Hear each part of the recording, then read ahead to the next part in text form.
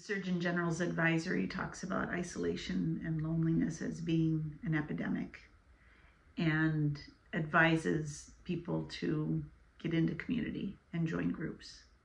I think what Council offers is a way that we're now able to demonstrate makes you healthier. Hey guys, Bree here. I have something really special for you today. You may or may not know that Center for Council, Beyond Us and Them, is conducting scientific research into the impact of our power training program. Today, I want to introduce you to Dr. Ann Seide. She is our Chief Medical Advisor. Dr. Ann, why don't you tell me a little about yourself? I'm an internal medicine and an integrative medicine physician. I'm also a council trainer. What I'm interested in is taking a group of people who are suffering from something, asking a question, and being able to answer it in a way that impacts them immediately. You know, when we first started looking into what it means to be a police officer, sworn or unsworn, that in some parts of the country, you'll retire at age 55 and die at age 58. And they're dying of things like heart disease and strokes and diabetes and high blood pressure. And so I started asking, why is that? Why are they dying of these things that take years and years to develop? When we designed the Power Program, we designed it with the 4 realms of health in mind: physical, mental, emotional, and energetic or spiritual. Participants spend 12 weeks really diving into each of these. I knew intuitively that we were making changes in their health. And we brought a group of the LAPD back for a day of interviewing and asking them, what impact did this have on your life? And people said things like, my doctor told me I don't need to take my blood pressure medicine anymore. Wow. I've lost 15 pounds. I didn't exercise at all. Now I'm running 13 miles a day. So I started to think, why don't we measure their heart rate variability before they do the program, and again when they're done, and see if we see a difference. And what is heart rate variability? Your heart from one beat to the next might be a rate of 90, and then it'll drop to 50, and then it might be 100. And the more variable your nervous system is, the healthier you are. So this little device, this is what measures HRV, and this is what you would use on participants in Power. We have a couple different probes. I find this one works the best. It picks up your pulse in your finger. So if you look on the screen, the bottom here is giving us your pulse. Yeah, I see that. And the top part is your HRV. But the machine is looking at the distance between each of these, how fast or how slow it changes. And up here, it's plotting that. The other thing this will start to track is how coherent you are.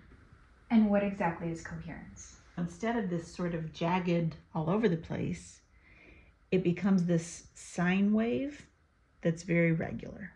And so a heart that's in a coherent rhythm is in sync with the rest of the body. Oh. It's in sync with what your brain's doing. It's in sync with what your other hormonal systems are doing and your respiratory system. And that is what we think leads to better health over time, is a system that is in sync with itself. One of our participants, like you're recording, this is their at the beginning of their 3 months. And that's what their tracing looked like. Which is pretty incoherent. It's fairly incoherent. And their normalized coherence here is about 68. And then they did the Power Program over 3 months' time. We didn't coach this person any differently. They did the same breathing after the 3 months that they did before. But now their tracing looks like this. Wow.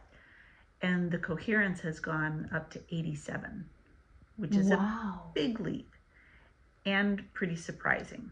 In just 3 months' time, they've shown, this is the whole group, this isn't just one person. They've shown an improvement. Most things that you do to improve your health take time to show an impact. That we've seen this in 3 months is startling. We didn't train to this, but something has happened in those 3 months that has led them to be coherent. The thing that we think is happening that is different in the Power Program Then in other programs that teach meditation and breathing practices is the council groups. That people sit once a week with each other, forming connection, forming social connection, is reflected in a state in which they are more coherent. I think what's happening in the Power program is we are giving them a way in which to be in community together that changes the state in which they live, which makes them more coherent, and over time is going to translate to better health. I think what council offers is a way that we're now able to demonstrate makes you healthier, and is also a thing that you can easily step into and step out of. We all wonder too, and we talk about that when we're sitting in council. Why do we feel better? Why do we feel lighter? Mm-hmm. And it's because physiologically something is happening. Yeah. We feel better because our systems start to come into alignment with themselves and with each other. And we're social creatures. We're built to be in community with each other. And that doesn't always mean that we have to like each other.